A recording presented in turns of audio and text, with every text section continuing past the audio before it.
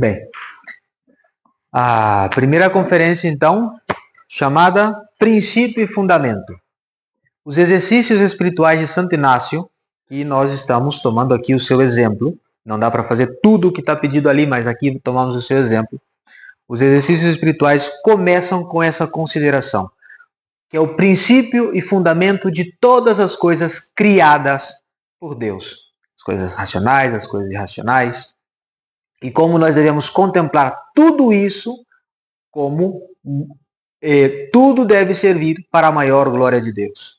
Santo Inácio de Loyola começa, então, os exercícios com a sua frase máxima, ad maiorem Dei gloria, para a maior glória de Deus.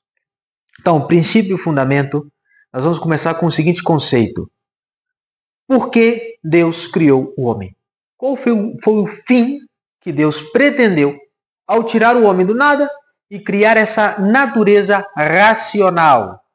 O que nos faz semelhantes a Deus é a nossa natureza racional. Possuímos entendimento e vontade. Isso é o que nos faz semelhantes a Deus. Deus criou o homem à sua imagem e semelhança. Qual é a imagem e semelhança do homem para com Deus?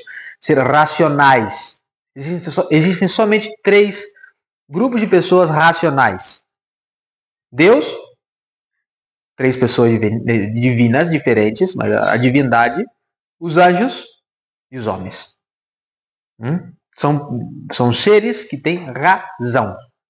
Obviamente, numa escala de excelência muito diferente, Deus, a própria inteligência e vontade. Os anjos com uma inteligência e uma vontade muito mais intensa que a nossa, e nós entramos no grau ínfimo desses seres que possuem razão. Deus não criou o homem, não criou a nossa natureza, senão para 3 coisas. Para conhecê-lo, amá-lo e servi-lo aqui na Terra. E se nós somos fiéis a esse conhecimento, esse amor e esse serviço, nós adquirimos o prêmio eterno. Isso antes e depois do pecado original. O homem, mesmo antes do pecado original, tinha sido criado por Deus para conhecê-lo, amá-lo e servi-lo na Terra e, mediante esse triplo fim, chegar à glória eterna. A nossa natureza tende a isso. Depois do pecado original, nós devemos fazer uma força muito grande para adquirir esse fim. Porque os sentidos lutam contra a razão. Mas o nosso fim é esse. E Deus uniu com um vínculo estreitíssimo a nossa própria felicidade com a sua glorificação eterna. A felicidade do homem, que consiste em cumprir esse triplo fim aqui na Terra para adquirir a glória eterna. Essa felicidade do homem está intrinsecamente unida à glorificação divina. Deus possui, como dizem os teólogos, 2 aspectos da glória. Uma glória íntima, uma glória própria, que é a glória com que Deus mesmo considera a sua grandeza, e assim ele tem uma glória intrínseca, infinita, mas também as criaturas podem glorificar a Deus, e a glória extrínseca de Deus. Deus uniu então essa glória que nós, como criaturas, damos a Deus com a felicidade. Mas o homem pode, e muitas vezes se equivoca, no que é a felicidade. Porque nós unimos a felicidade com alguns princípios totalmente terrenos, totalmente humanos, e perdemos realmente o sentido da felicidade. Daí eu leio o seguinte: a felicidade, como princípio adequado ao espírito e não aos sentidos, ou seja, não sujeita às coisas da terra, senão do céu, é o perfeito desenvolvimento de cada um dos fins que o Criador impôs às criaturas racionais. Somente as criaturas racionais podem ser felizes e que essa imposição chegue a bom termo. Se quiserem escrever, eu posso ditar. A felicidade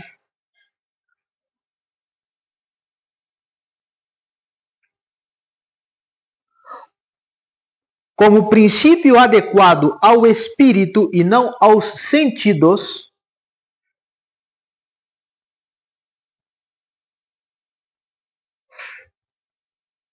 vírgula, ou seja, vírgula,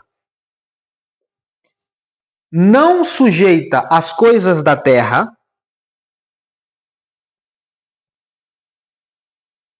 senão do céu, vírgula,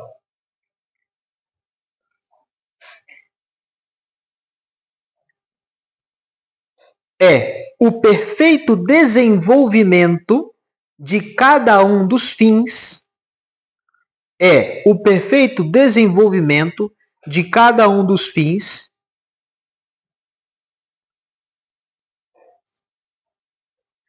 que o Criador impôs às criaturas racionais.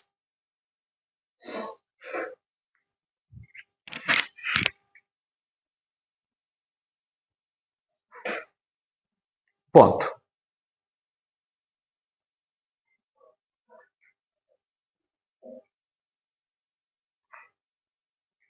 Somente as já termina o ditado, somente as criaturas racionais podem ser realmente felizes. Um animal não pode ser feliz, pode estar contente, pode ter alegria, porque os animais têm paixões. Mas a felicidade consiste nisso. Tá? O perfeito cumprimento do fim pelo qual Deus criou o homem. Portanto, tudo, absolutamente tudo, o que Deus criou, absolutamente tudo que compõe a natureza criada irracional, foi criada por Deus para que o homem adquira a felicidade. Tudo, desde a menor das pedras até o Everest. Animais, plantas, todas essas coisas que Deus criou, Ele criou para comunicar a sua bondade e para que nós obtivéssemos uma matéria, coisas para utilizar para chegar à felicidade. Como aplicar isso a pais de famílias? O trabalho. O trabalho é uma realidade, o trabalho é uma criação. Deus, quando criou Adão e Eva, o trabalho, como eu disse ontem, o trabalho não é um castigo pelo pecado. O cansaço é o castigo. Mas o trabalho tinha sido pensado para o homem desde toda a eternidade. Então o trabalho ele é uma realidade criada. É uma criatura irracional, até imaterial, porque o trabalho é um conceito abstrato. Então, o trabalho dos senhores, ele não pode ser considerado como um meio de alcançar o fim sobrenatural. Ele deve ser considerado. Porque tem os fins pelos quais os senhores trabalham. O honesto mantimento da casa, o honesto crescimento da própria pátria, que hoje é o dia da independência, seja o que seja, que foi os maçons, hoje é dia pátria, já vamos falar da frase ordem e progresso mais pro final. Já sei que não, o começo do Brasil não foi lá aquelas coisas, mas às vezes no tradicionalismo a gente tem alguns preconceitos, achando que a democracia é ruim. A democracia sem Deus é tão ruim quanto a monarquia sem Deus. Tão ruim quanto. Porque a monarquia sem Deus, vamos lá, os bárbaros eram monárquicos. Os saxões eram monárquicos, era monarquia sem Deus, é tão ruim quanto. Mas isso é assunto para outra ocasião. Pois então, todas as coisas criadas foram criadas por Deus para que nos ajudem a conhecer, amar e servir a Deus. Logo, a divisa do homem para conseguir a felicidade é fazer tudo pela maior glória de Deus. Todas as coisas, mesmo as coisas naturais, levantar, fazer o café, ajudar a esposa a preparar as crianças, tudo tem que ter um sentido sobrenatural, porque senão nós perdemos muito, mas muito daquelas ocasiões que devemos fazer de qualquer maneira. A gente não escolhe, não vou trabalhar hoje. Tem gente que pode fazer isso, mas tem gente que não. Ou, eu não vou passar por tal doença, não vou passar por tal problema. Não, tem coisas inevitáveis. Só que se nós não consideramos as coisas desde o ponto de vista sobrenatural, vamos padecer do mesmo jeito, mas sem pagar pelos nossos pecados, sem adquirir mérito sobrenatural, etc. Consideração sobre as criaturas de Santo Inácio de Loyola. Cito. As outras coisas sobre a face da terra, aqui o santo fala das coisas criadas, estão dizendo, são criadas para o homem e para que o ajudem a conseguir o fim pelo qual for criado. Logo, o homem tanto deve usar delas, quanto ajudem a alcançar o fim, e tanto deve afastar-se delas, quanto impedem para chegar ao fim e alcançar a bem-aventurança. Vejam só. Todas as coisas criadas são instrumentos. Todas as coisas criadas são boas, obviamente. O que Deus criou é bom. Quando a gente fala o mal do mundo, não é o mundo físico. O mundo físico é coisa boa, foi criação divina. O mundo que a gente fala é aquele ambiente longe dos mandamentos divinos, que vive em pecado, etc. Mas a criação é coisa boa. Uma das principais coisas que eu queria dizer, aquele instrumento ali, como pode ser um instrumento de iniquidade ou pode ser um instrumento de trabalho? O celular. Dentro do celular. Eu falo do celular propriamente dito porque a gente está com ele o tempo inteiro. Ali nós temos todos os 7 pecados capitais. Me convençam de que não. Todos. Inveja. As redes sociais. O que as pessoas fazem? Demonstram uma realidade que não existe. Aí as pessoas têm inveja. Eu queria ser assim, eu queria ser aquilo outro, etc. Luxúria nem falar. Ira. As pessoas são muito corajosas atrás do telefone. A pessoa vai, difama e tudo. Só que tudo atrás de um telefone é fácil de fazer. Então, todos os pecados capitais estão ali na tela do celular. Mas ele pode ser usado como instrumento. Então, eu vou usar tanto quanto seja necessário para conseguir um fim sobrenatural. Eu estou num grupo de WhatsApp que só postam porcaria. Para que tá ali? Para quê? É que eu tenho contato com isso, com aquilo, pelo outro. Bloqueia. Porque se a criatura impede chegar ao Criador, a criatura não está cumprindo o fim pelo qual ela foi criada. Lembrando, todas as coisas criadas são para que o homem chegue por meio delas ao Criador. Se elas não cumprem a função, devem ser desconsideradas. Até mesmo pessoas. Pessoas são criaturas. E aí vem amizades perigosas, principalmente homens casados. Não somente amizades femininas perigosas. Não, amizades masculinas. Muitas vezes as amizades, entre aspas, masculinas, são mais perigosas. Porque desviam de maneira indireta. A amizade feminina pode desviar de maneira direta. A má amizade masculina desvia de maneira para pecados contra a fidelidade matrimonial, por exemplo, de maneira indireta. Então, muito cuidado. Todas as coisas criadas por Deus são boas, como disse. A única coisa que pode torná-las má é a nossa própria vontade. A vontade, a deliberação sobre uma coisa criada do homem é o que faz da coisa boa ou má. Como uma faca. Se eu pego uma faca e a minha vontade é fazer o almoço, eu estou usando aquele instrumento para uma coisa boa. Mas se eu uso aquele mesmo instrumento e cometo um assassinato, eu estou usando para uma coisa ruim. Então, das coisas indiferentes, essas mesmas serão boas ou más, segundo a minha vontade. Veja o poder que o homem tem, a natureza humana tem, de transformar todas as coisas criadas em boas ou más. Só depende de um ato voluntário nosso, o famoso livre-arbítrio, sem o qual é impossível qualquer merecimento. Padre, por que Deus não criou já o homem assim, já amando necessariamente a Deus e que ele não pudesse pecar? Veja, se o homem não fosse livre, ele não poderia merecer. Ninguém pode merecer prêmio se ele não escolheu voluntariamente aquela coisa boa que amerita o prêmio. Ninguém que seja forçado a escolher é digno de prêmio. Porque um cavalo é forçado pelo seu instinto a comer, a beber, a correr, a obedecer a quem está em cima dele, bater no chicote, mas ele não tem razão. O cavalo não escolhe comer. O cavalo não escolhe beber. Isso aqui é uma inclinação do instinto. cavalo não é digno de mérito, assim como qualquer outro animal. Nós, seres humanos, seres racionais, somente podemos conseguir o mérito sobrenatural porque somos livres. E aí vem aquela grande diferença. O que é liberdade e o que é libertinagem? A liberdade, o livre-arbítrio, aí vocês podem escrever. O livre-arbítrio. Todo mundo pegou a cadeira. Vamos pegar a cadeira. O livre-arbítrio é o poder de escolher o bem e, mediante essa escolha,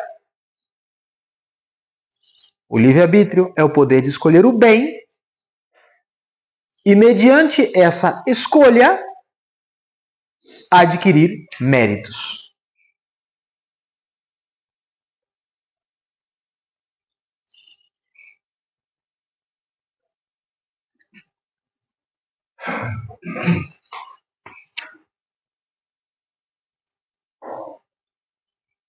Porque se nós fôssemos obrigados, como se fôssemos uma máquina, obrigados a dizer, ó Deus, eu vos amo, não haveria mérito algum. Nós devemos escolher amar a Deus. O erro nessa escolha não é liberdade. O que fizeram Adão e Eva, o mau uso que fizeram do livre-arbítrio, não é liberdade, é libertinagem, que é uma coisa totalmente diferente. Ninguém é livre para escolher o mal. Ninguém é livre para escolher o mal. A escolha do mal é um abuso da liberdade, é libertinagem, e como diz nosso Senhor, quem comete o pecado é escravo do pecado. A pior coisa que pode acontecer para a nossa liberdade é o pecado, porque nós, mediante a virtude, mediante a graça, somos livres. E o pecado é a única coisa que quebra a verdadeira liberdade. Aí essa é a típica pergunta de criança de catecismo. Padre, mas Deus não é onipotente, porque se ele fosse onipotente, ele poderia pecar. O pecado é um defeito. Deus é perfeitíssimo. Não pode haver imperfeição, defeito no ser perfeitíssimo. O pecado não é uma potência, o pecado é uma impotência. Poder pecar não é liberdade. Nós temos esse dom grandíssimo, gratíssimo do livre-arbítrio, para que nós possamos adquirir méritos escolhendo o bem, mas quando se escolhe o mal, não é uso de liberdade, é libertinagem. Por isso, por exemplo, os santos dos céus são absolutamente livres. Ah, não, padre, aí já exagerou. Os santos não são livres. Os santos não podem pecar. É que precisamente estão confirmados num bem tão grande, tem uma proximidade tão intensa com o bem eterno chamado Deus, que jamais eles escolheriam o mal. Isso é verdadeira liberdade. E é uma coisa muito misteriosa para nós enquanto estamos aqui na Terra. O bom uso da liberdade. E a grande liberdade verdadeira que vamos ter no céu se conseguimos a glória eterna. Aí sim vamos ser livres. Porque a única coisa que quebra a liberdade, que é o pecado, vai estar longe de qualquer possibilidade. Então, nós fomos criados para ser felizes. Fomos criados para ser felizes. E a verdadeira felicidade só é adquirida mediante o amor, o conhecimento e o serviço de Deus. Não tem outro jeito. E esse amor, conhecimento e serviço pode e deve ser ajudado pelas criaturas. E quanto mais uma criatura me ajude a conseguir esse triplo fim, tanto mais eu devo usar dela. Quanto mais essa criatura me afaste desse fim, tanto mais eu tenho que me afastar dela. E essa atuação é a verdadeira atuação da liberdade, do livre-arbítrio. Usar a nossa vontade para o bem é a única coisa que transforma os bens criados, que são indiferentes, em bons ou maus. E acertar nessa atuação é conseguir a glória eterna. Por quê? Amando, conhecendo e servindo a Deus na terra, nós conseguimos o fim último da nossa existência, que é a glorificação eterna no céu. Com aqui termina a conferência. Petição. Isso é bom que vocês anotem. Petição, pedido, alguma coisa assim. Como queiram. Primeira, a proximidade com Deus.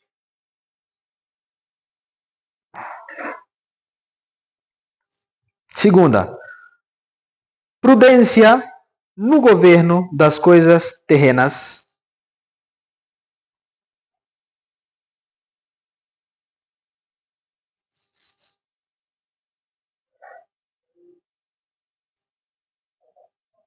E terceiro, verdadeira liberdade cristã.